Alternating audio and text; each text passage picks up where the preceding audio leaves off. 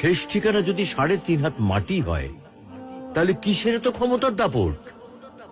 ভোর 5টায় মৃত্যু, সকাল 6টায় জানিয়ে দেওয়া হবে মাইকে, 8টায় শেষ গোসল করানো হবে, 9টায় তোমাকে নতুন কাপড়ে সাজানো হবে, জোহরের নামাজের পরে তোমার আলিশান বাড়ি থেকে বের করে নিয়ে যাওয়া হবে, 2টায় তোমার জানাজার নামাজ পড়ানো হবে, 2:30টায় তোমাকে কবরে নামিয়ে ফেলা হবে।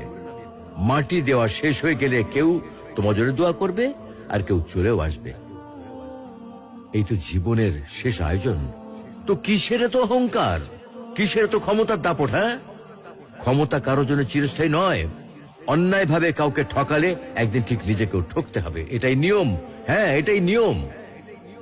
ভোরের সূর্যোদয়ের আলোতে যে পৃথিবী আলোকিত হয়, সন্ধ্যার সূর্যাস্তে তা আবার হারিয়ে যেত দেখি। অসত্য দিয়ে সত্যকে কখনো ঢেকে রাখা যায় না। প্রকৃতি বড়ই নির্মম। কবে কখন কোথায় কার উপর আঘাত হানে তা একমাত্র উপরওয়ালাই ভালো বলতে পারেন। অহংকার আর দাম্ভিকতা পতনের লক্ষণ, তাই অহংকারী না হয়ে সহনশীল হন। ক্ষণস্থায়ী এই দুনিয়ায় কেউ চিরস্থায়ী নয়।